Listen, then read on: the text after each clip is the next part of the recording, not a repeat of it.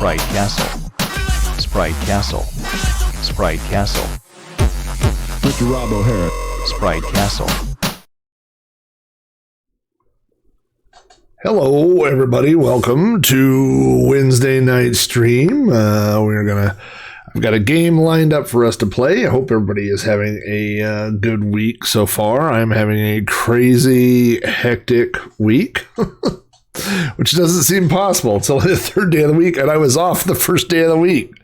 So, if you haven't been following online, on Monday, my wife and I drove down to IKEA to buy some shelves. If you watch the stream, you know that normally behind me is where all my shelves of stuff are, but I started disassembling the shelves, and it's about halfway done, and was ready to went to IKEA to buy shelves, and it's just been a mess. I've just been whining. I gotta let it go. It's been complaining about it for 2 days, but they won't let you delivery for the shelves. If well, first of all, I should say that the closest IKEA to me is 230 miles away. So the delivery fee, if I want to have the shelves delivered, the shelves cost $50 each. I need 4 of them, and shipping is $120 per shelf. So we ruled that out. So the next thing is curbside delivery, right? Just pay for the shelves online and go pick them up. But IKEA can't handle that. There are no slots for curbside delivery for the next 3 months. There are no slots available in 2021. So the third alternative is to check their website and look at the inventory, and if they have the item that you want, roll the dice, drive to Texas, for me, again, 230 miles away, and go to the store and buy it. And so that's what my wife and I did on Monday. We drove 230 miles to get to the IKEA in Dallas, just outside of Dallas. And when we got there, they told us that the website was wrong. That even though it said they had 22 sets of shelves in the store, really what they had was 0. And then they told us, they go, well, we'll be getting some more later. And I go, huh? All right. I said, how would I know when you get them? And they said, oh, well, just check the website. And that's what I almost punched a guy. And then I, as politely as I could through my teeth, pointed out that I did check the website, and that the website said that they have 22 of them, and we're standing in front of the big hole where they're supposed to go, and there are none. So they said, well, said you can try back on a day or two. I said, well, I'm not going to keep driving to Texas randomly to try to pick things up. So I don't know what I'm going to do. I'm looking to buy 4 Billy bookshelves. And so this was the part that really made me mad. And then I'll get off this topic because I've been going off. And then there's like 4 other things now that I'm more mad about than this. I've had this happen twice in the last month. When you go on Twitter and you mention a company and you go, boy, these people really dropped the ball, you know? And I mean, within minutes, they respond publicly on Twitter and they're like, send us a DM. We'll take care of your problem. We're so sorry you had that happen, blah, blah, blah, you know?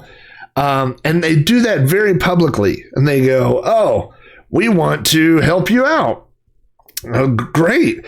So I sent him a DM and I said, hey, here's my name. Thank you for helping me out, you know?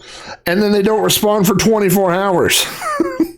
So publicly, they want that face of, hey, look how quick we are to help you want to buy something, you know? And then when it gets to the real part, then they don't really care. And so after, 24 hours, they were like, yeah, what'd you want? You know? And I was like, and they said, send us the item. And I sent them the item and I said, this is what I wanted. Here's the number. This is where I tried to buy them. The computer system's wrong. And they essentially, after another 24 hours, sent me a response and said, yeah, boy, we checked and it shows that there's 22 in stock, which, I mean, when they send me that number, I know that 22 is 0, you know? And I go, yeah, I already did that. I already checked online. But then they said, oh, we would like to help you facilitate a curbside pickup, which is great because when you do that, you actually pay for the item and they take it and they set it aside and they hold it there for like 48 hours. So if they would just hold it for me for that long, that'd be great. That's enough time to get down there. And so anyway, then they replied back and said, yeah, there's no slots there. And literally, I wish I still had it pulled up because literally they sent me a thing that said, what we recommend is rechecking the store and watching the numbers and seeing when they have it in stock. And then if they have it in stock, you should drive down there and go get it. Oh, man. What a bunch of meatball brains behind this. I don't think IKEA is going to make it. I think, between my tweet and this last sale, I think it's over for them. No, it turns out I don't think they care. But anyway, hello to everybody in the chat room. I'm looking. You know what, Aardvark? I've literally, I've built. My measuring when it comes to building shelves and stuff reminds me of an old joke that I used to tell. It was about a kid who was in math class, and he said he was having trouble with this problem, and the teacher said, well, work it 3 times, and you'll get the answer. And then the kid comes back and he says, I did it 3 times, and here's my 3 answers. That's kind of how I am when it comes to measuring building shelves and stuff, So, I think it would be, it's so unfortunate that these shelves, if you look at the price of, I'm guessing I would have to use 1/2-inch plywood or something, and a sheet of 1/2-inch plywood is like the same price as these shelves. So, and then I'm going to have to, on top of that, I'm going to have to paint them and do all the cutting and all this. And I just know they're not going to look as good as these units that would all look identical. So I don't know what I'm going to do. Maybe I'll just leave the wall blank. I'm just going to put an IKEA banner. I'm just going to write IKEA sucks on that wall and put it back there. So for tonight's game, I don't know if this is going to take up the whole stream. If not, then we'll shoot from the hip and we'll find something else to play. But this week, I wanted to play this brand new game. Oh yeah, I'll 3D print them. I'll make little tiny shelves. And then I can 3D print little tiny, like Star Wars things to go on the tiny shelves. That's something I could do. This is a brand new game from Design Chaos. It has been published by, I think it's Bitmap Soft, but I'll double check that as we get here. But so this is a game that they released as a demo. It is called Ewe Woz Ere, and it stars a Terminator robotic sheep. And the guys behind this game are the same guys that did the fishing game that I played on the stream a couple of months ago, where you were the fish and you had to go back and let off the bombs and try to blow up the fishermen and stuff. Really, really good. Just fun graphics, fun gameplay. And I got to say that these guys, the guys behind this, Chris Page and his brother, and the guys that worked on this game, they get it. They get what, for me anyway, this style of game, what it's about. And this sounds like a big plug. It's not a plug. Nobody's paying me or anything like that. But that being said, I did get a free copy of this game. And not only did I get a free copy of the game, but I got a giveaway key. This game costs $5 on itch.io, but I've got some free key giveaways. So we're going to play this game, and then I'm going to give away a key, and so somebody else can download it and enjoy it. So anyway, let's flip over to the left monitor over here. And This is the website. This is designchaos.itch.io. And I think, you know what? I'm going to just try this randomly. I'm going to take off the Ewe Woz Ere name. And, okay, Freaky Fish is the other game that I played. But this has all their titles. Now, this one that's down here, this is the original version, this Ewe Woz Ere down here on the bottom. And this was a 4K version of the game, which was given away, I believe, I think it was on a Zap cover disc or something. But this is the new version, this top one that's up here. So if we take a look down here, now it says it's a downloadable game, but it is also available as a physical cartridge if you are into purchasing physical cartridges. But I'd rather toss somebody a few bucks, and especially, like I said, games like this, I just feel like people get it, where it's like a fun arcade kind of game. It's got fun graphics. It's fun to play. It's easy to figure out. My time's limited. I spend a lot of time on the road driving to IKEA. I can't be bothered learning complicated games. But anyway, so this is the website, designchaos.itch.io. It says Barry, and his name is Barry Mutton Commando, is a cyborg sheep from the distant future who must preserve the future of mutton kind by defending the fields from an invasion of Trezkists, led by the evil combat lizard Trask. Excuse me. And then it says features 12 levels across 6 different biomes, 6 different weapons to collect, 45 variety of aliens across all 12 levels, destructible terrain, variable gravity, all new soundtrack, 30 sound effects, high score table, best game saving, an extra hard nightmare mode can be unlocked. You don't want that. And playable on PAL or NTSC Commodore 64s.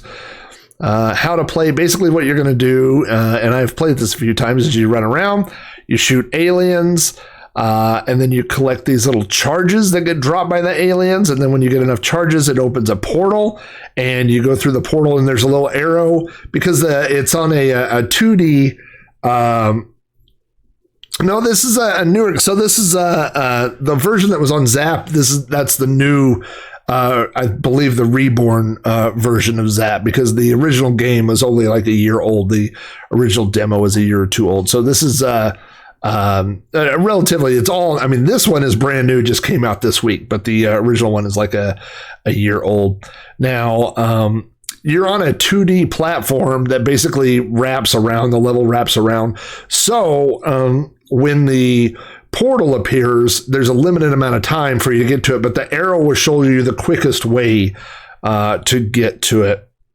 And if you don't get to it, then the portal just closes, and then you got to redo everything again. And then once you do get to the portal, you will make it to the next level. Let's see here. It was tested with the C64 Mini and the C64 Maxi. So if you have those, it also plays on that. And here's the all the stuff you get to download for your $4.99. Again, this is not really a commercial.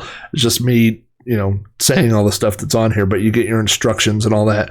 And I did already get it. And so let me go over here. And at the very beginning, I want to show you this. This is the instructions that are in PDF format. And, I've got a little bit of the screen cut off. So there we go.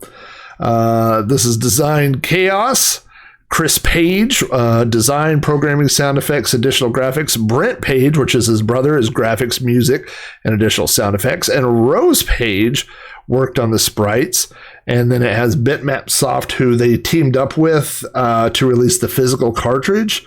And down here at the bottom, quality assurance, Andrew Fisher, Rob O'Hara. What in the world? It's me. Yes, I got to beta test this game. So I've been playing multiple levels.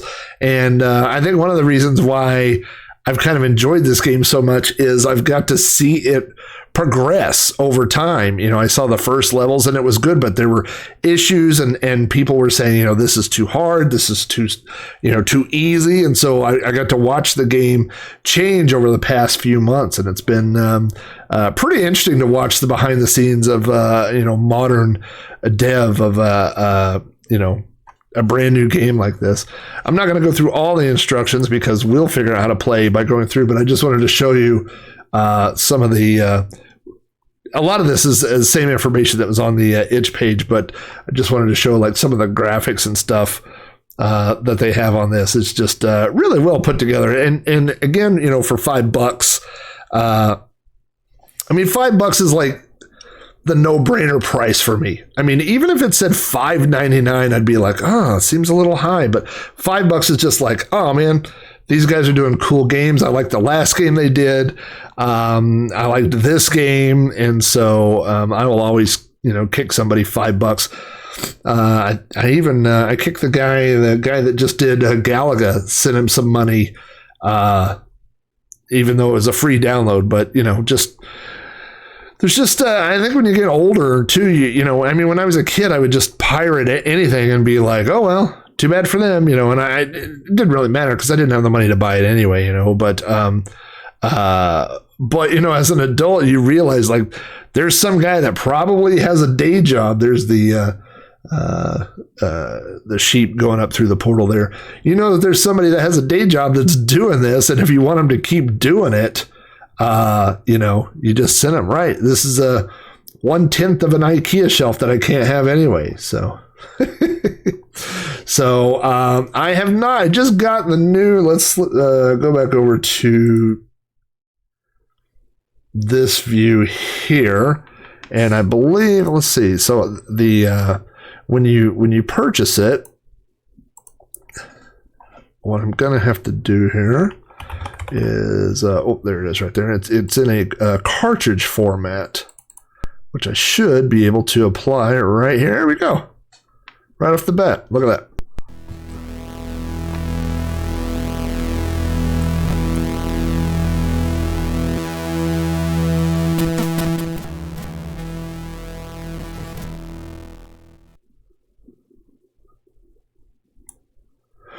All right, let's see how these levels look.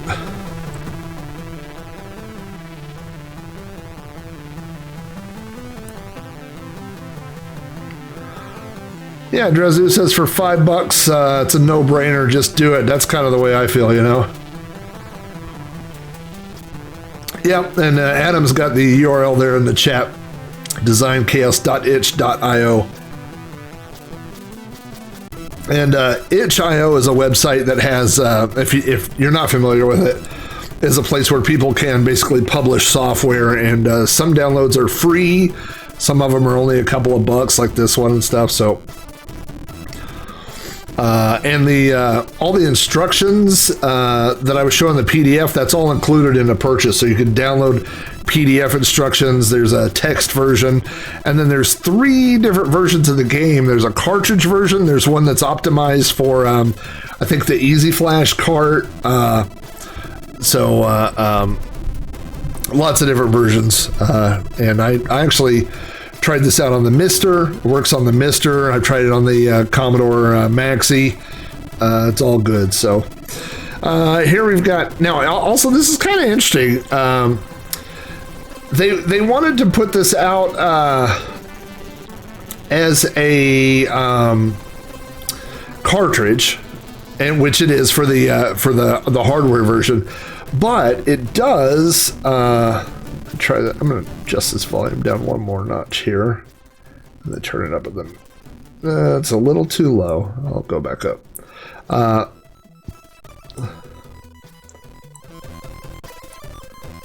Is that you guys? Let me know if that's loud enough. One of the things you can do is it has the ability to load and save high scores, but you can't really do that with a normal Commodore cartridge and stuff. So what you can do is you can put in a blank disk, and it will save the options and stuff like that. Let's go see if credits here. Code.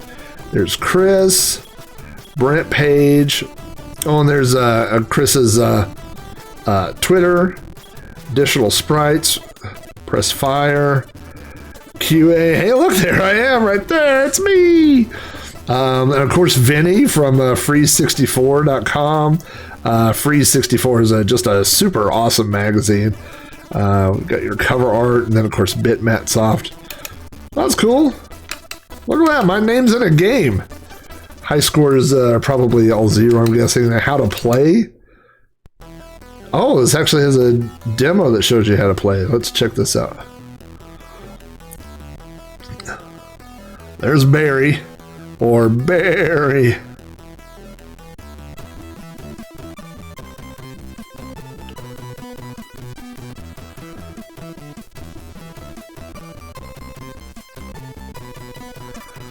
So you collect the charges, you stop and eat grass to build your energy back up.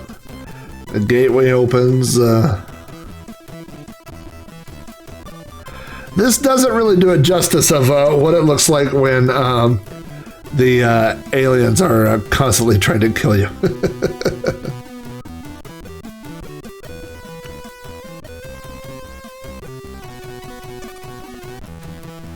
He will disintegrate if his time runs out. Alright, that's... Can I don't really know if I could spacebar out of this.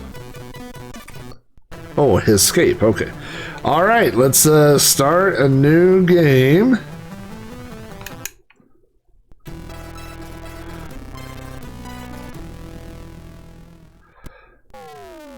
Alright. And so it is up to jump. Then we can sit here. We can yum yum yum yum. That's the easiest way to get the aliens to come get you is if you. Oh, we got to jump over that. There is a double jump, like that. Okay, so we shot that guy. Aha! So see, we got a little bit of our energy there.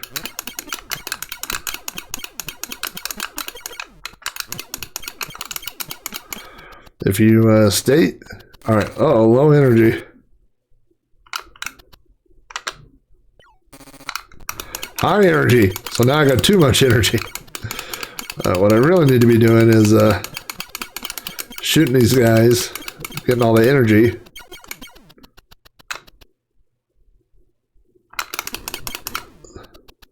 Those guys. It's only the flying guys, I think, give you the energy to open the portal. Oh boy. There we go. Hey, don't shoot me. There's some. Low energy warning. Well, it's a bad time to be eating energy. I'm surrounded by aliens here. High energy. Oh boy. I guess I only need to eat 1 or 2 energies there. Now, last time the gateway is open now. I should be able to see the arrow on the bottom there, and it's running to the right. Oh, that wasn't it. Keep going. There it is. Woo-woo-woo-woo-woo-woo! Field complete.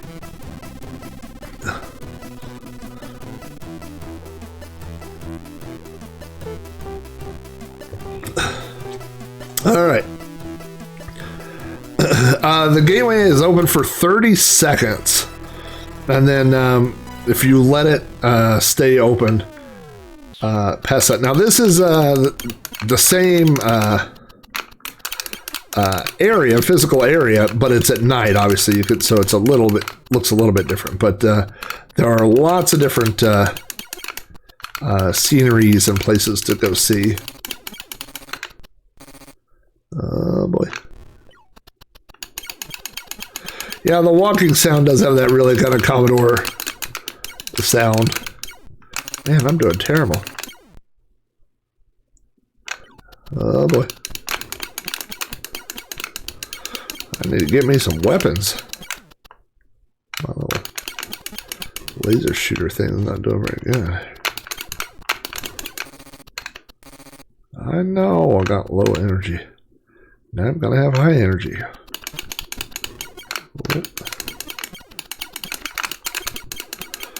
So it actually feels pretty good as far as using the up to jump. It's not that hard to.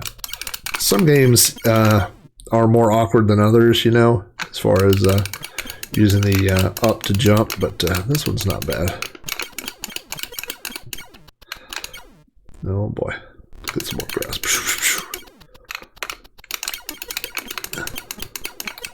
Where's my green alien dudes? Come on now. It does have auto fire. I should mention that. Oh, we'll take that. Well, don't shoot me in the butt while I'm trying to graze.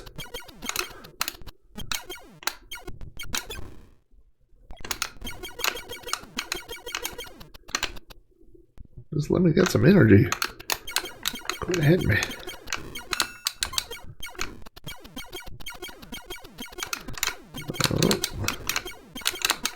There we go.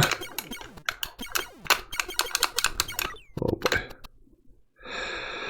Now, one thing I will tell you is that in the beta copies that I had, and I don't even know that I saved them anymore, but they had some nice cheats built into it. Oh, high energy warning. No, not high energy. I'll burn off my energy. Don't you worry about it. It's like a warning for burning too many calories. It's just not typically a problem in my life.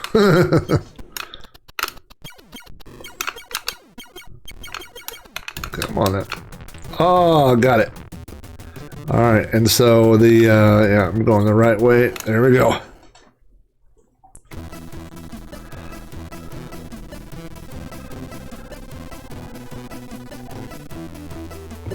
Is there a smart sheep bomb? I don't think so. Field complete, gateway bonus. Approaching level 3, the Dusty Desert. So now, you know, see, all new. And again, this is one of the... Oh no, Barry! Barry. Alright, we got a new Barry. So you gotta jump over those little obstacles things on the ground.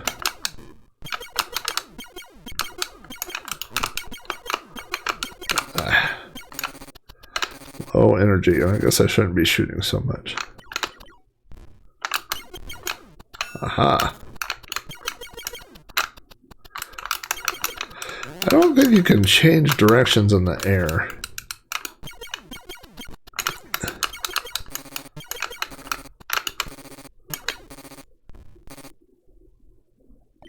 Alright, stay away from me, aliens.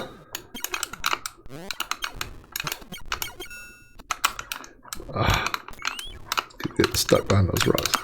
Those are guys that I need right there. Well, stay away from me for a minute. Oh, look, I'm on an area with no grass. Can't eat no grass there. Oh boy, can I eat that grass there? No. Come on, I'm on concrete. Barry, baby.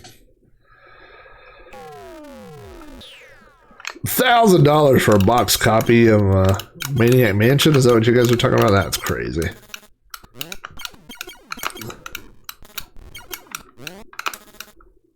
Where can I get some grass to eat? I guess that's not it. Oh, that's grass. Get away. There we go. Come on, Barry. Oh.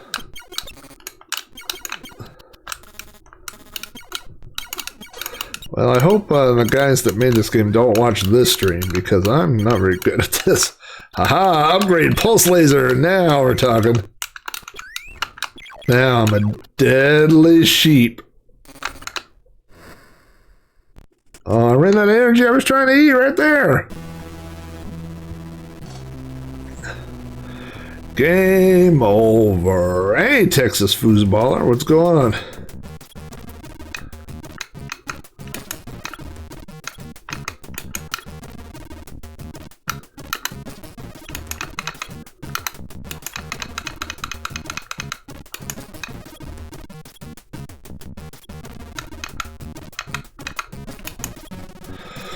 All right, level 3. We'll try it again.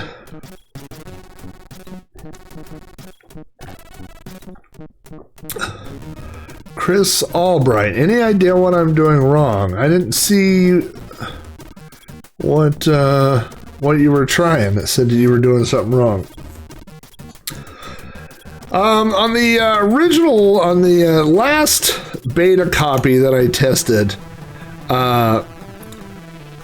I got to, I think, level 6 or 7 out of 12.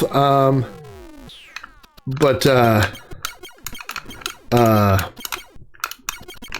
it gets harder. and I think what they've done just a little bit since the last one that I played is the aliens are just a little bit tougher on this one.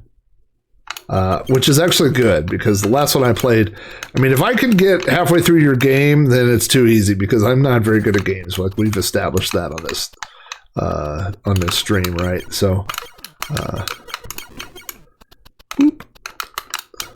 so yeah, this feels like a game that would be, fun for most people, and a good challenge level. I mean, kids can play the easier levels and stuff, and if you're a serious gamer, then you could try to get through all 12 levels, but you're gonna have a challenge for sure.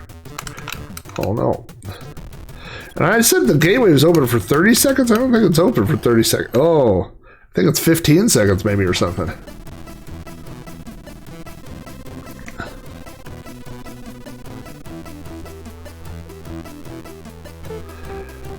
Oh, Chris Albright. Okay, so there's a CRT file, and so that is a cartridge format, and so I'm not sure what you're trying to run it on, but if you're in Vice, like I'm running on WinVice right now, instead of going and loading a D64, do attach cartridge, and you'll be able to pick a CRT. You can also you should be able to do cartridge for just about anything.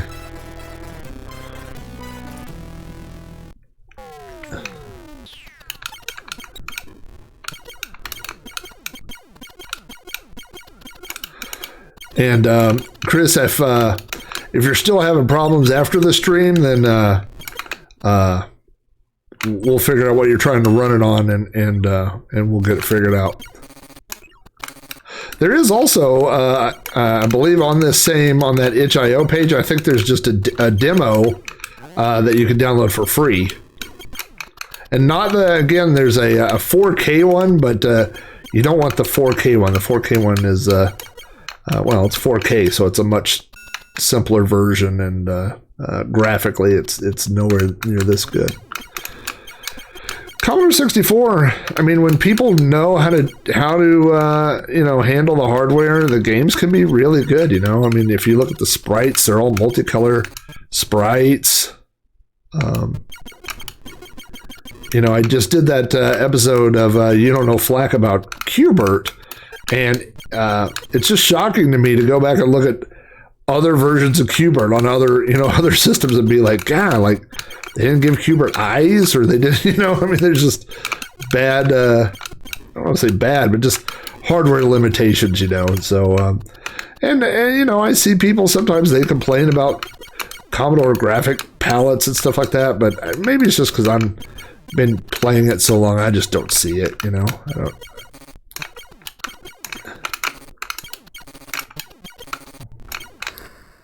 Oh, I'm getting ready to eat. Oh, it's the FW, that's the future was 8-bit, so that's like a SD IEC, SD2 IEC drive, I believe.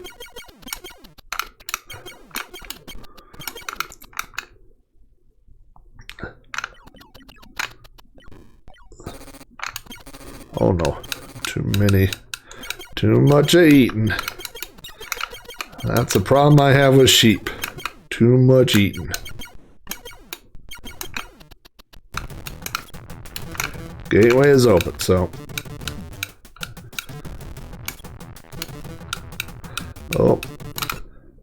Oh no, so the gateway is closed. That's what happens when you wait too long.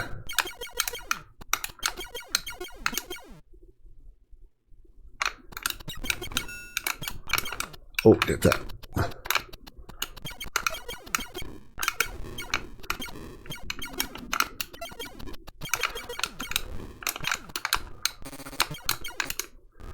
Well, I'm trying to eat, but these aliens keep shooting me. Keep shooting Barry. This is just the right amount of humor, I feel like, you know, just enough jokes in it. It's like not over the top cheese, you know, but there's enough little funny jokes in there. Come on, Barry. Let's get that energy up. Haha, I tricked you.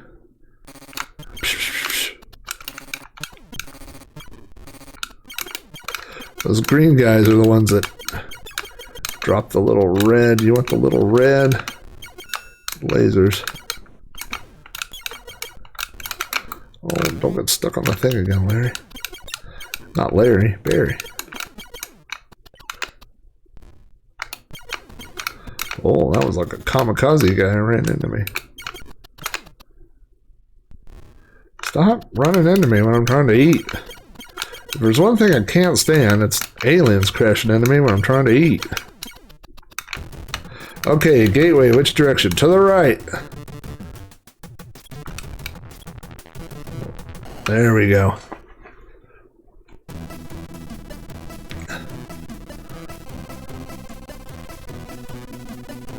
Yeah, so you should be able to convert it to that easy flash format and put it right on there.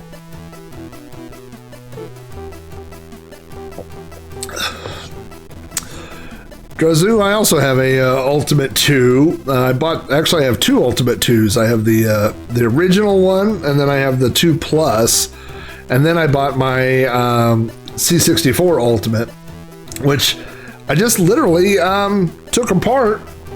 You can't quite see it, but it's in this blue chair sitting behind me because of what I'm doing with my shelves and stuff. I'm consolidating some table space, and I literally have 4 Commodore systems hooked up at once, and I only need, well, technically, I guess you only need 1. But I'm going with my original 64 with the Ultimate, and then the Maxi. And the reason why I'm keeping the Maxi out is because, like a lot of times in the background here, I'll have the TV on and I'll just have it running a demo or something like that. And I don't like doing that on the original hardware. I don't just want to leave my original 64 on 24 hours, you know? And so I just feel like the Maxi is something I can do that on. I can load up a demo and let it run and you know, I don't think it'll ever burn up just because of the newer technology, but if it did, I wouldn't care. I mean, I have no sentimental attachment to it. I would just buy another one. As Easy once said, I would throw it in the gutter and go buy another. Well, technically he said that about a 64 Impala, but you know what I mean. Oh, no, these guys are dive bombing me because I'm sitting still. You see that? Beep boop. No, now don't hit me in my sheep booty when I'm trying to eat.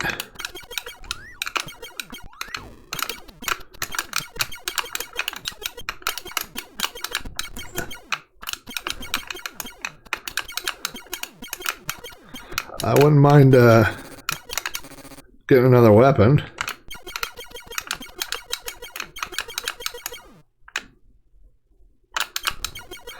Maybe I can just pretend like I'm eating, and then when they fly in, I'd shoot them.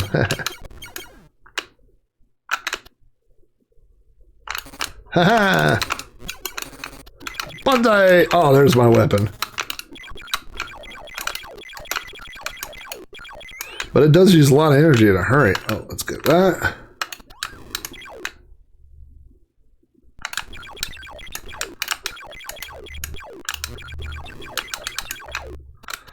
Let's get that. Oh, missed it. Well, it's not low energy if I'm trying to eat. Oh, get off my booty. I really want to get to the next level. Barry!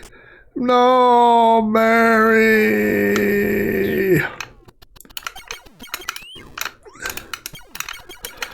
Yeah, that's it. Oh, there's my upgrade. Oh, my thing just went away. But I had to eat. Barry needs his grass.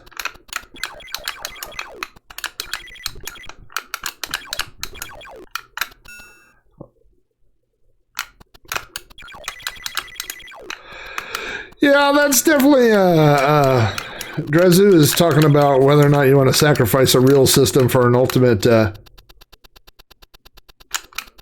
oh no.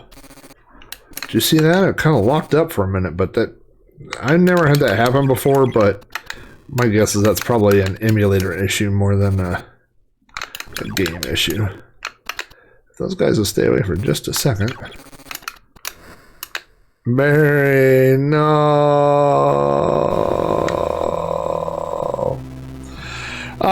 So yeah, I'm the same way. I mean, after a while, you end up collecting dead 64s. People give one to you here or there, and there is a USB adapter, so you can get the Max C64, and then you can, gosh, what's that thing called? It's not a keytar, but it's a key something like that.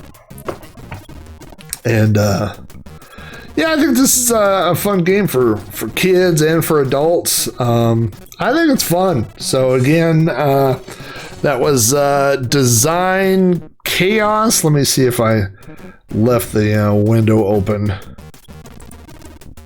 I did. Let's go back over to that.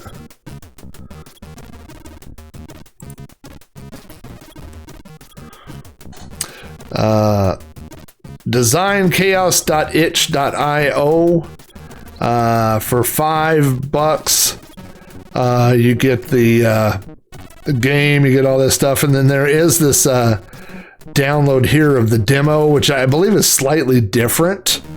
And let's see, and it has the demo in a PRG format. And then I don't know what this is, what format that's in or not. So, well,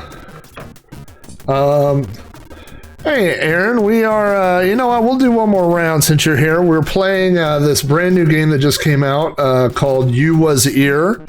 One of the fun things that I was sharing about this game, if we jump down to the bottom here, oh, this is on the website. But let me go back to the PDF. This is the instructions it gets. And down here, it's me! I was a beta tester! It's a brand new game, and actually we'll play one more game, and then I got some giveaway keys, so I will give away a copy of this. All I gotta do is cut and paste everybody's name. I got a little randomizer here, and so we will do that. So let's play one more version. Let's just go ahead and skip that. Again, this is $5 on itch.io, and if you buy the collector's one, it comes as a cartridge. It's like the collector cartridge thing, but there isn't a ability to save your scores onto a floppy disk. And so what we've got to do here, we are a robotic sheep, Aaron, and we got to shoot these aliens. And we've got an energy bar there, and we can replenish our energy by eating grass like that. But when you do, these aliens sneak up behind you. And the aliens can drop different things. One of the things they could drop is these little energy things. And when you get enough energy things, it opens a portal to go... Oh, I fell down the hole. I fell in the hole. Well, that's rude. Wasn't paying attention to that. So apparently you gotta watch where you're walking too. Life's dangerous as a robot sheep. And our name is Barry. That's our name. Barry the Commando Sheep. So if we get enough energy things, we'll open a portal to get to the next level. But sometimes they also drop weapon upgrades, and so each level is a different terrain. Well, there's day terrains and night terrains, I think, but 12 different levels.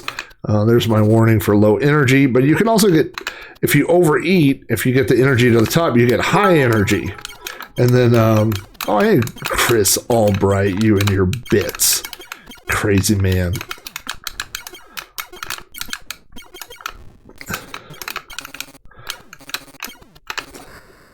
Oh, Barry, I ran out of energy.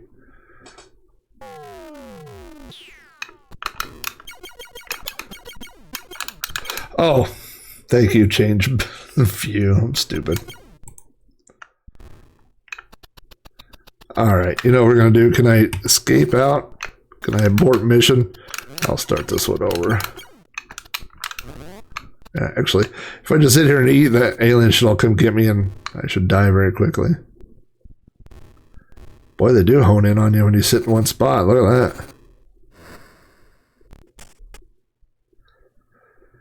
that. Alright. Okay, game over. Okay, let's start this over here. Alright.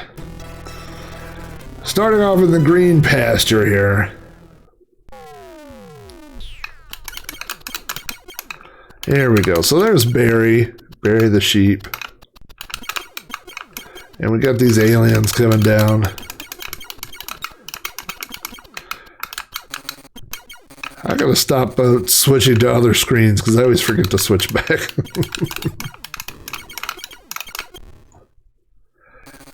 Oh, now I got high energy. See, I got too much energy. I overate. Just like the fat boys. Got one slight problem. I'm a little overweight. Fat boys. You know that I'm a low fat boys. They give you much, much more. Oh, I fell down the hole again. Stupid. Alright. Come on, get that guy. So what we're doing is we're shooting these aliens, and we're trying to get like that. Now, the portal's open for 15 seconds, and then I ran out of hole again. Let's see if the portal's still open. Nope. Gateway is closed. Isn't it funny that I played 4 games of this and never fell in a hole? And then the last game I've fallen in like 5 holes.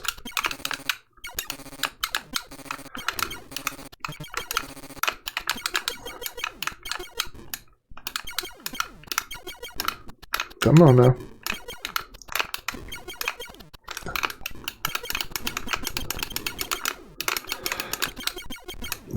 And Aaron, this is this works on the Mister. This works on the C64 Mini and the Maxi. One of the things that we're finding out is that it does come in CRT format. So you gotta play it as a cartridge, but as long as you can do that.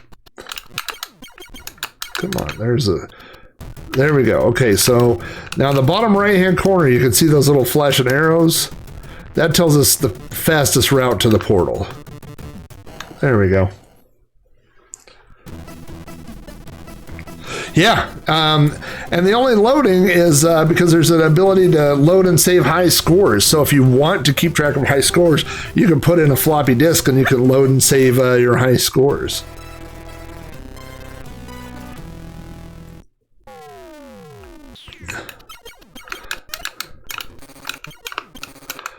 And another thing that we've kind of noticed, or that I noticed, is the higher that you go on the levels here, you notice like there's a lot less grass to eat here.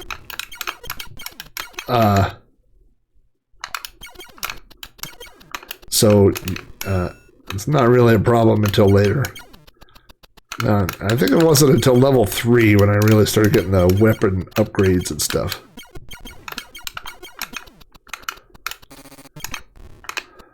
And when you try to eat, boy, that's when that come get you in your little sheep booty. I'm trying to eat. Leave Barry alone. Let Barry eat some grass, dum-dums. I'm trying. All right.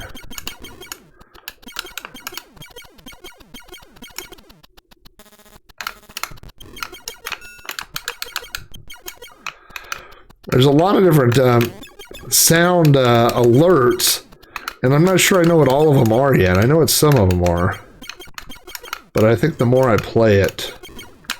oh no, this is bad news for Barry. Barry needs to eat, and there's a lot of aliens around. Barry, no, Barry. Digital bleeding, Barry.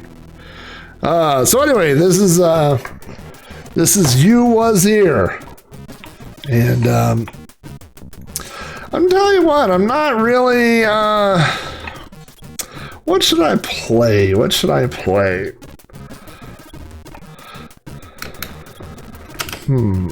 You know what I think I'm gonna play for a few minutes here? I'm gonna go crazy.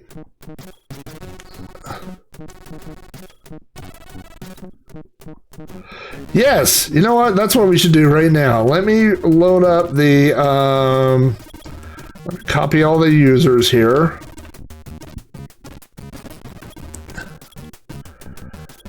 Let me paste it into this real quick.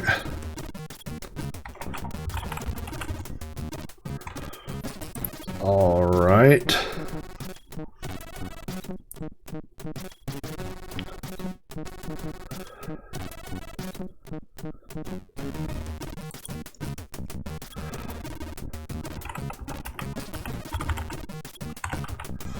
Okay, let's go here and let's do, I've got 2 keys to give away to this, so let's well,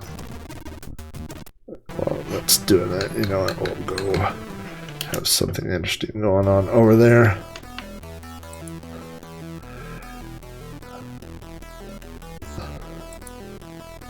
Okay, here we go.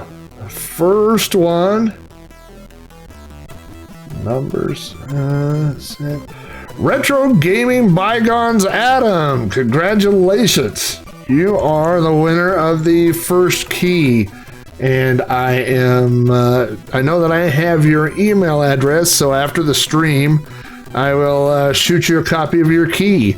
I don't think, I'm not 100% sure. I don't think you have to have an itch.io account, but I already had one, but I don't know if you have to create an account or not, but I guess we'll both find out.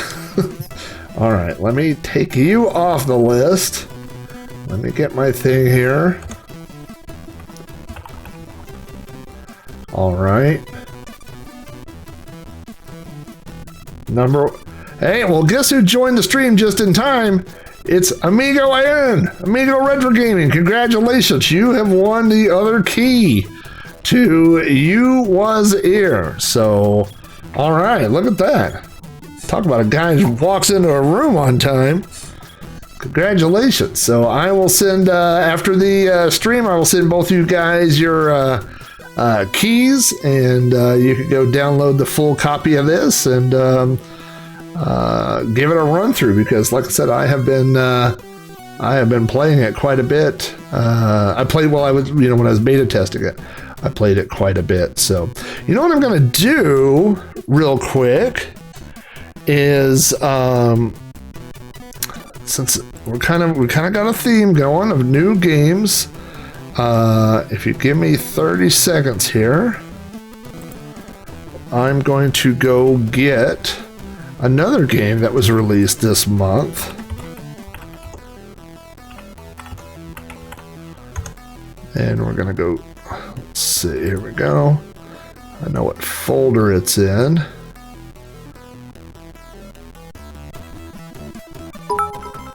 And, oh, Chris Albright. Silly. Okay. We've got this. Let me just move this over here.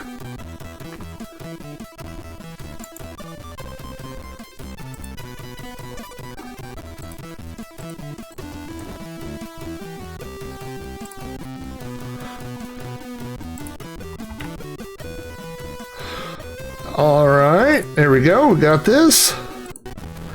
Now I have to go detach the cartridge, or otherwise it would just be, actually what I need to do is reattach the Epic's Fast Load cartridge, because that is,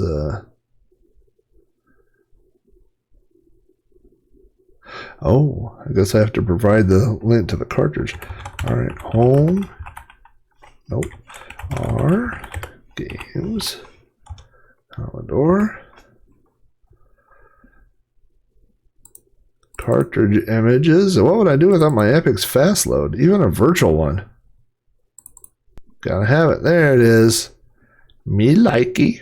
Okay, now. Now what are you doing? Hey, Jack what's Black going says on? always keep your gun loaded. Ed Douglas is now following. Ed Douglas, it's the worst choice of your life. Run away.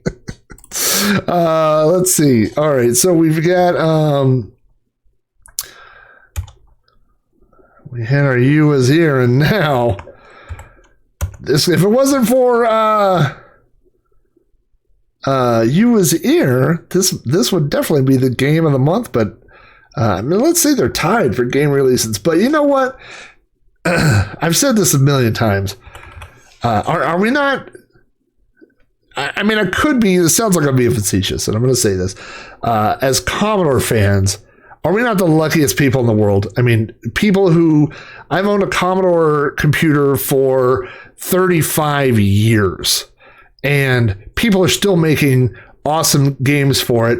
The stuff that, like that Ewe Woz Ere game costs $5. This game is completely free. So, and you can extrapolate that out, and you can say, even as some other retro computer fans and stuff. But I mean, if you're an Apple II fan, like, I don't know how much Apple II software is being released right now. But and other computers, I know they have releases now and then and stuff, you know, and maybe if I followed them closer, I would know more about the releases. But the Commodore, man, you just can't shake a stick without hitting some new game that people are releasing. So this is by the port, the Arlasoft, the Arla guy is, and I'm blanking on his name, but you know what? I really should pull up his name real quick before. Let me pull this up real quick, and because he has been converting so many games. Here we go. Let's go over to this, and somebody remind me to go back to the game before we start playing. This is Arla Games, ARLA Games.itch.io, and you can see just his most recent releases here. Galaga 64. Funfair, Commodore 64. This is based on Theme Park. I have not tried this yet. These are Atari 2600 ports that he's done. These are all free. Mega Mania, Taz, Freeway, Fast Food, Thunderground. What else here? Solitaire, Gypsy Juggler, Infinite Space, Caveman. I'm looking at some of these other ones. This is a port of the Donkey Kong, the Game & Watch version of Donkey Kong Jr. for the Commodore 64. So, and this guy, I mean, he is just cranking out these conversions, and I believe they're all free. So, just, man, again, you know, I mean, what I don't even know what the term was with the abundance of riches. You know what I mean? It's just a fantastic thing. So let's get over to the game and we will try this out. And by the way, I would say Galaga, I am, if you were to rank all the players in the world of Galaga, I would be down among, I don't even know, I'm trying to think of something, of people like, I don't know, people that don't own a joystick, but it's joystick only controls. Like I'm just so terrible at these types of games, but I do enjoy playing them. And so we'll go with the one-player version of Galaga. And this is straight Commodore 64 version.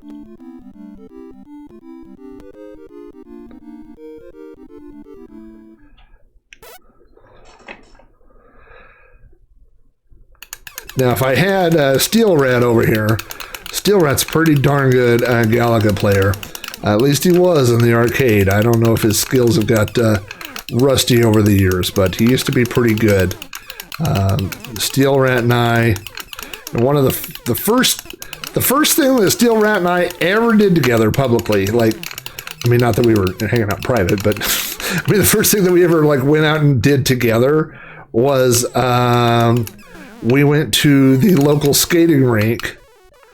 There we go. Look at that. And the local skating rink had an arcade with, I don't know how many games they had. 15, 20 games, something like that. And so I got there, and now here's the challenge.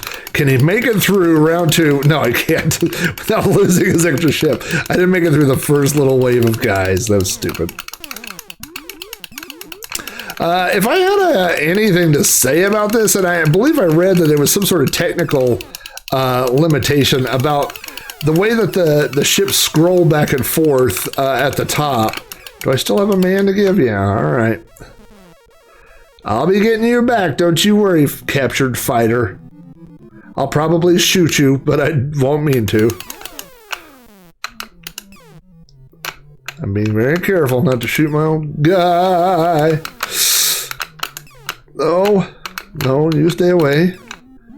Oh no, I did the ultimate.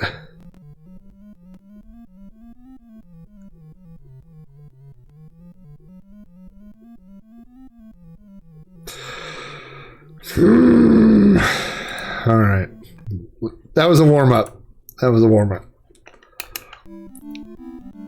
Oh, so you think this is a port from the NES version? That's interesting. A lot of games, arcade ports from this time, they all suffer from a problem, which is, it's a design problem, which is all of these games were had horizontal arcade monitors, and no, vertical, sorry. They all had vertical arcade monitors, and computers have horizontal displays, right? So how do you translate a vertical game into a horizontal one? And so the best thing you could do is put some sort of information over on the side, which is what they've done here. You got the score, the 1-up, and your information. So if you put that on the side, that leaves you with a vertical game area over here to the side. So that's a pretty good way to deal with it. No, don't shoot my own guy again while he's up there. And let's get it while he's down there. Oh. Did it to myself. So, Aaron, you think this is you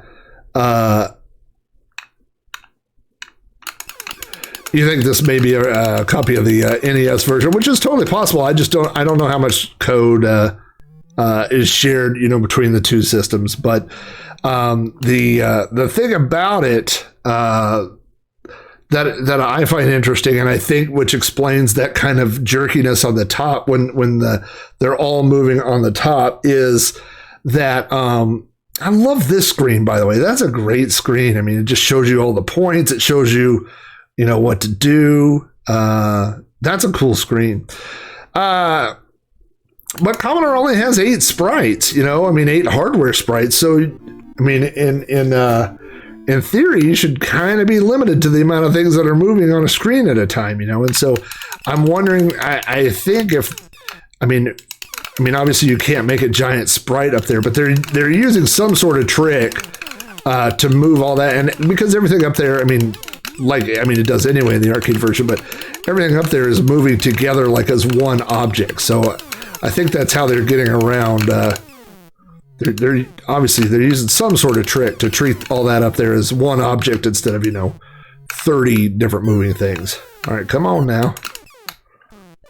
Oh.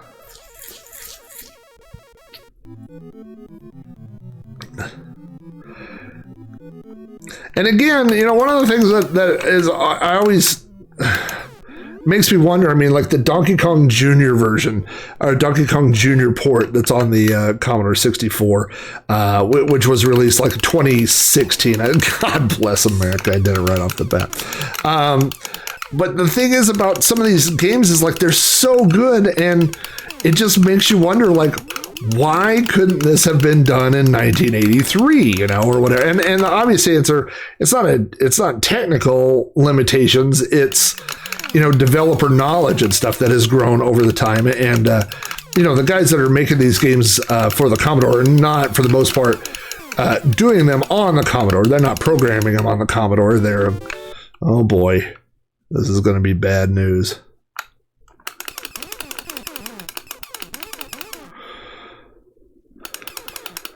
Oh no. Oh no, no, no. Not good, Al. Not so good. It is hard on the, and I think someone mentioned this. We are playing on the Epix 500 tonight. But yeah, there's I went to, this was years ago, I went to a Commodore. Oh, you know what's happening? Oh no, my joystick came, when I held it up like that, it came unplugged from the thing. I can only move one way. Don't shoot me. Don't shoot me. Wow. How did I last that long? That was pretty good for not being able to move left. Oh yeah, you want to come capture me? Capture my face. Oh no. Oh no. Yeah, the Atari 7800 version is really good. I have a 7800 that I collected over time, and I've never hooked it up. Like I got the console somewhere, but I didn't have any cartridges, I didn't have any controllers, and I didn't have a power supply. And then I got a power supply from somebody, and I put it somewhere, and then I got controllers from somebody and put it somewhere, and then I got a few games. So I have all the pieces. It's like literally a puzzle game. It's oh, look at that! Put my name in. My name is A.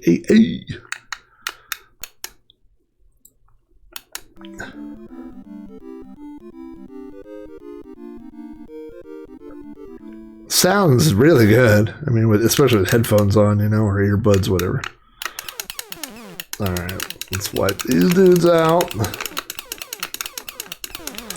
Do you have a strategy when you play Galaga? Do you like say, oh, I'm going to work left to right, or, I'm going to wipe out all the guys on the side or whatever? Because I got to tell you, my strategy is run to the corner and hide mostly.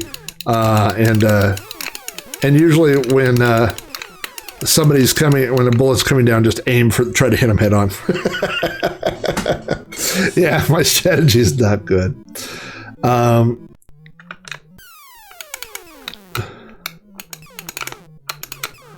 I would sure like, oh no.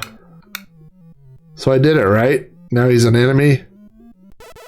Oh, he just flies away. Glad I could save you, Ralph. I could free you to fly off into the darkness of the universe by yourself. Have a good time storming the castle. Just really trying to save you so we could hang out, and maybe you could help me in this bonus stage, but no biggie, just feel free to take off.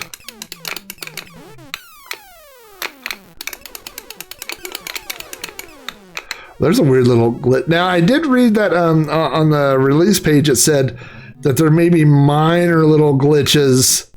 Although that's interesting. I can't tell if that's a real ship up there. No, just like an artifact that got left behind.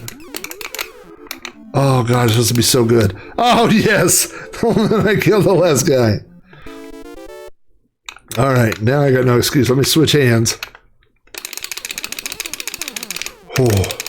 Oh no. Well, I'm doing better. Not so much, Al. I'll have to hook up my other stick with auto fire or something, or my I've got a joystick that'll sit up here. I may have to try that. But still, Rat and I went to the bowling alley. That was the first thing we ever did, and I remember his mom gave him a $20 bill, which to me was like $1 million. I was like, I can't believe you got $20. And he got it all in, oh, look at that, that's all my man. Got it all in quarters and played foosball. So maybe if Texas Foosballer is up this way, we can have we could stream a match between him and Steel Rat. We played Galaga, and later on, I don't think this was that first trip, but I have such a vivid memory of in the corner of the arcade, they had crossbow. The game, you remember where you would hold on to the crossbow and shoot, at the guys walking across or try to protect them. And I remember standing there playing crossbow, and you're holding the crossbow, but as I was holding it, I was standing on roller skates and my feet would start rolling backwards. So I was leaning forward and I would have to and then move my feet up, and I kept doing that over and over. So I remember that. And they also had ER Kung Fu. They just had a great little arcade at the bowling alley. Not the bowling alley. I keep saying bowling alley. The skating rink. And the coolest thing about that skating rink is it's still where it was. It looks exactly like it did. The arcade's not as good. The arcade has a bunch of claw machines and stuff now. In the back corner of the skating rink, you know how all skating rinks have, like, when you come off the skating area, there's like the little carpeted area you step up onto, and they have the little blocks, that you sit on. And the back corner was probably 15 foot by 15 foot maybe. And when I was a little kid, when we went there, that was the kids' skating area. So they would let little children that weren't big enough to go out on the main skating rink skate back there. And then about 7th grade, they turned it into the breakdancing area. And so it was a little area, and they put some break dancers, painted them on the wall. And so if you didn't want to skate, but you wanted to go back there and do some breakdancing, that's where you did it. And so they left it like that for a couple of years. And then it went back to becoming the kids skating area. But the most awesome thing is that my kids, I'm very fortunate, went to the same elementary school that I went to when I went to elementary school and mid-high, and they also have skate night. And so it'll be one night a month where they say, they would do the skate night.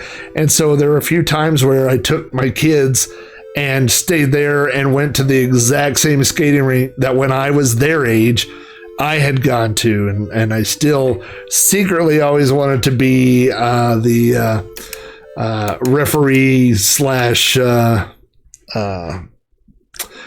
disc jockey, although now I think it's all just MP3s that they play on a laptop or whatever. But would totally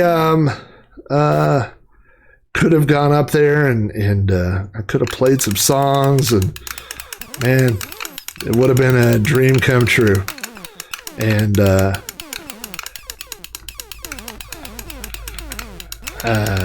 didn't work out, didn't pan out. Instead, I went into IT. But I always got it in my back pocket. If for some reason this IT thing doesn't work out, I always feel like there's a opportunity there at the roller skating rink for me.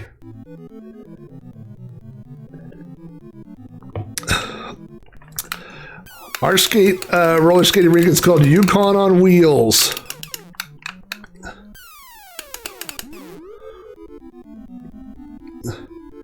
DJ Robbie Rob totally would have done it. Actually, it's funny, but I know a guy who is a DJ, and his name is DJ Robbie Rob. And DJ Robbie Rob was a year younger than me.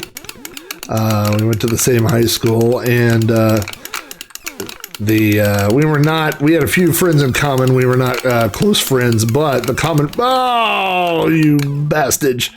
The commonality that we had was that we owned the only two Yugos in the school parking lot. He had a blue Yugo, and I had a red Yugo. And so when there's only two of you, you better team up and become friends. So me and DJ Robbie Rob both had Yugos. Good thing I lost my extra man right in time for the challenge stage to begin. Good times. I could use some Steel Rat assistance on getting some Galaga strategies here. Oh boy, everybody go to church in the regular church direction. This is a couple's prayer. Ladies' choice prayer.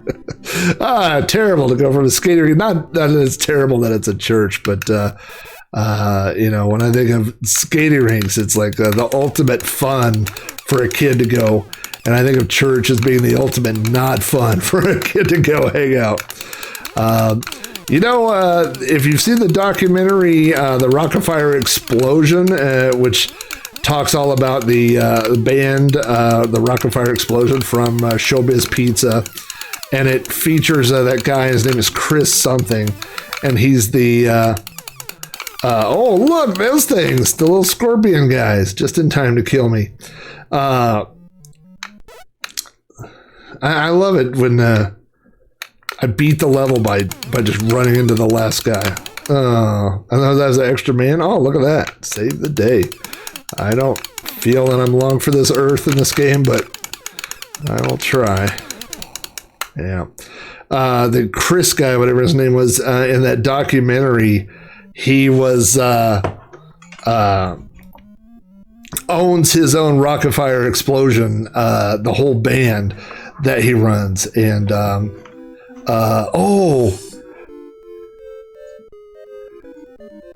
you won what's left of the Rockefeller about 15 minutes from here. The fire is almost out. Well, we will have to chat about that. I am obsessed with animatronics and the Rockefeller Explosion. And when my kids, we have a place here called, oh, you own what's left? Are you? We definitely have to talk. We definitely have to talk, Aaron. Have I ever done Rob's top 10 documentaries? I have not, and I'm in search of a topic for this week's You Don't Know Flack. So that's a possibility. Oh, you do not own? Oh, there is one. Oh, okay. I was going to say, if you own the Rockefeller Explosion, I'm going to drive there right now. And go see. That's a good topic idea, the top 10 documentaries. That you might hear that very soon, in fact. Although it could be my top 100 documentaries, because I would say documentaries, honestly, are my favorite genre of things to watch. I mean, I watch all kinds of stuff, but yeah, that is true, Aaron. If you owned the things from Rockefeller Explosion, I do feel like it would have come up. So we have a thing here called Celebration Station, which is similar to Chuck E. Cheese, those kind of places, but it also has a big outdoor, like they have go-karts and stuff like that. And when I was younger, when my kids were small, they have these knockoffs of the Showbiz Pizza kind of stuff. It's not it's not those guys, but it's these knockoff ones, you know. And it was, I remember taking my kids and having a birthday party, and it was like terrible pizza, and it was kind of expensive and all that. And then this guy came out, and I was like, and we sat there for a long time, and the animatronics never came on. And I finally asked somebody, I was like, are they going to do the animatronics? And he goes, yeah, nobody ever really wants them, but if you want them, we could fire them up. And I was like, what do you think I'm here for? Why am I here for $20 single pepperoni pizza? Like, why else would you be here, you know? But so they did run them, but eventually they died. And that's the problem with those things, is that eventually they all wear out and die, and there's nobody working on them, you know? And so our Chuck E. Cheese here, and this, I mean, we have several Chuck E. Cheese, but the one when my kids were younger that we went to, still had, all they had was the Chuck E. Cheese that was animatronic, but everything else was gone. So they just had Chuck E. Cheese. And then we went one year when Mason was like 5 or 6, and it was, the Chuck E. Cheese was gone, and it was just a dude in a suit that they've replaced him you know, with the animatronics gone now, it's just Chuck E. Cheese. And they showed videos. They had like a big giant TV screen and they were showing videos of Chuck E. Cheese. And I was like, I don't want to watch videos. I want to watch, you know, an animatronic nightmare fuel. Why would I want to watch a video? I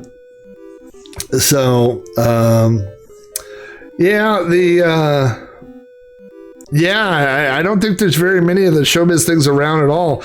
There's that one in Arkansas that's in the Rocket Fire Explosion documentary, you know. So, very, very, very few. And there's some things on YouTube. There's some people that actually the guy who did the Rocket Fire Explosion, Aaron, whatever his name is, not Amigo Aaron, but Aaron, the guy that was behind all those originally. He has a animatronic course, and you can sign up. And I've looked at it, but I got a lot going on in my life. I don't need to take up another hobby of animatronics. It'd be fun, but yeah. And by the way, you know what? Man, there's just nothing I can show you that won't get me a strike on YouTube. But let me look. Let me see if I can find something. Because if you remember, you know, when the internet was around, but people were doing tape trading, if you remember that. And there was all kinds of tape trading where it was it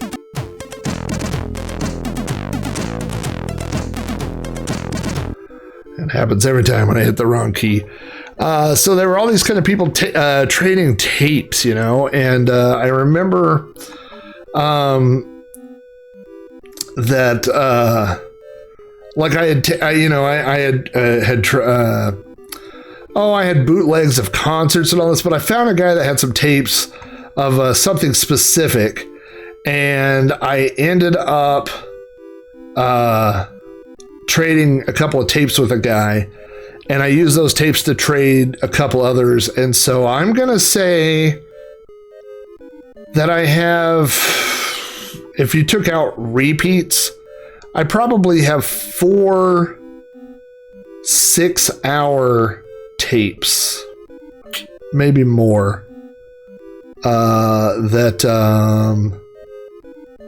are like this. So let me see what I can do here. First of all, we've got to reset the old Commodore here. As much as I like hearing my own high score music. Let's see. I'm trying to find something that won't shoot me off into the old copyright thing. And let's see here. Let's see.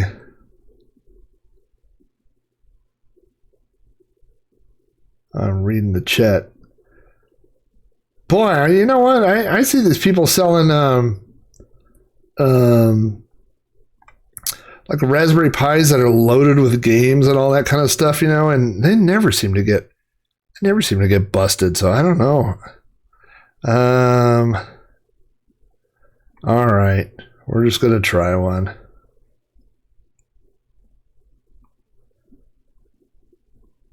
And why not? We'll do this. We'll do this. And we'll do this for a minute, and then this will take us out. All right, let's go try this.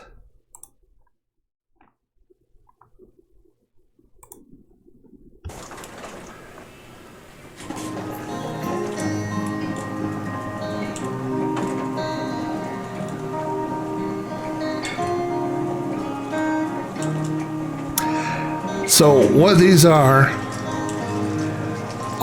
employees, that Christmas spirit, people that have access to these to the restaurants, and so they were setting up cameras and recording the shows with no crowds there, and so it's entire recordings of the performances.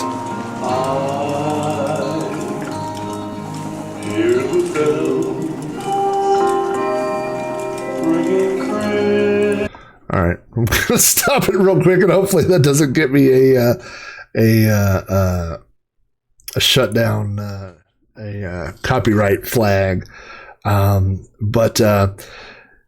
Yeah. So Aaron, sometime we'll talk.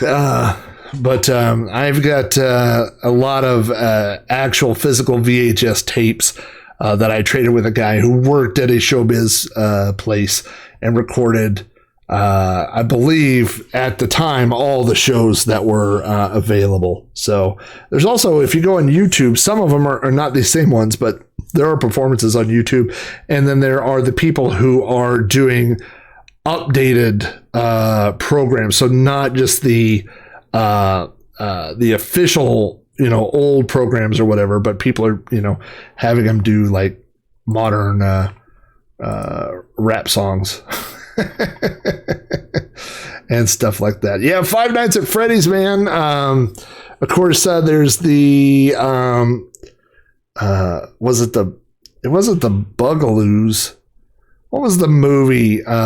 Not Wally's, whatever, but man, I'm so bad with remembering stuff anymore. But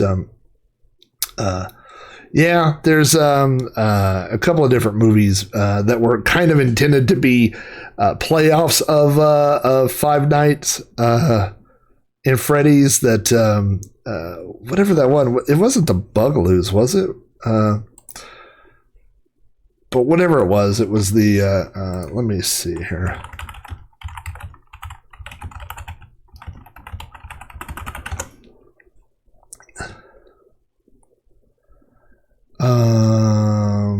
The Banana Splits movie. That's it. Some people liked it, some people didn't. I mean, it's a solid R-rated. You know what I mean? For violence and stuff. And then they had that recent one with Nicolas Cage, which was also kind of an homage to these old animatronics and stuff. But yeah, I think part of the excitement was they were a little scary. I remember as a kid going to Showbiz Pizza to a birthday party, like real young, and just wanting to get as close to the stage as I could to see those things performing. But it was like you didn't want to get too close. Like there was always that thing that you felt like they could just turn and look at you or do something like that, So, man, I tell people, and I don't know if people from other generations or other eras feel the same way, but being a kid in the 70s and then basically spending most of my childhood in the 80s, I feel like there's no better era to have grown up. I love the 80s. I love all this stuff so much. But, maybe if I grew up in the 50s, I'd feel different, yeah, the animatronic stuff was just that, it's like a lot of things that really get me where it's a crossover of stuff. It's like the music part. I was into puppets, the animatronic. So you've got the technical end. In that documentary where it shows the guy programming the original Rocket Fire Explosion, he does it on an Apple II computer, and he was still doing it on an Apple II computer when they finally closed it all down. So it's this real interesting intersection of interest, and whenever those things hit me, it's just something that I can't let go of. I'm not putting a I hate IKEA banner up. I'm putting Rocket Fire Explosion back there. I'm going to buy me a giant animatronic Billy Bear and put it back there. So, yeah, I am. I think part of it too is, and I'm kind of just rambling at this point, but one of the things that bugs me is I took my kids to Chuck E. Cheese and they had got rid of the animatronics and all that, and they didn't care about going. I mean, they liked going because there was arcade games, but there were actual arcades around here. So they were like, I will just go to an arcade. So, the stuff that drew us to those places, they kind of lost the vision. You know what I mean? Like my kids are not like, oh, I want to go to Chuck E. Cheese. I mean, they're older now, but you know what I mean? It was, I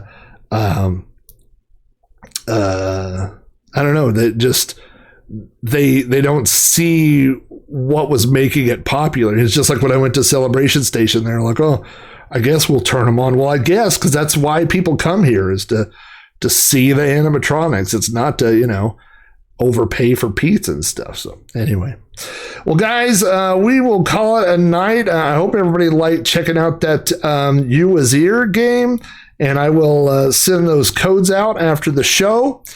And we had a little bit of fun playing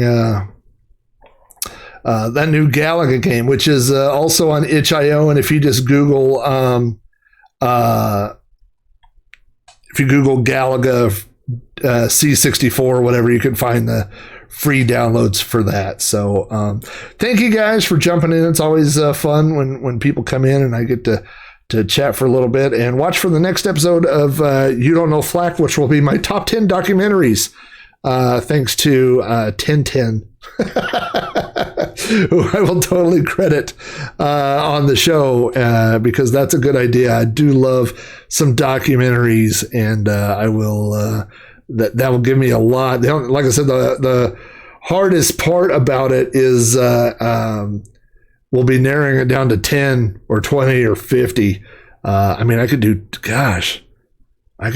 10 true crime, 10 technology, 10. You know what I'll do is I'll do a top 10, and then for each one, I'll do honorable mentions, and I'll do one or two more, and then I could do 30.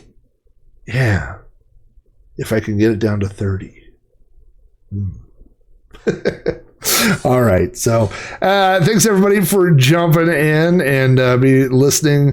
If you're not, I never plug my stuff. I'm terrible at it and I don't like doing it. But if you're not catching the podcast, go to podcast.robohere.com, and that has links to all the podcasts. It has links to the YouTube channels where the video versions are. And it has links to the Amigos stream where they're hosting Sprite Castle also. And but that, if you go to podcast.robohere.com, that'll get you most everything. And if you just go to robohere.com, you can find me complaining about IKEA. No, not yet. But I'm sure I will be. In the very near future. So anyway, thank you guys. Thanks everybody for coming in, and I will talk to all you guys very soon. Thanks.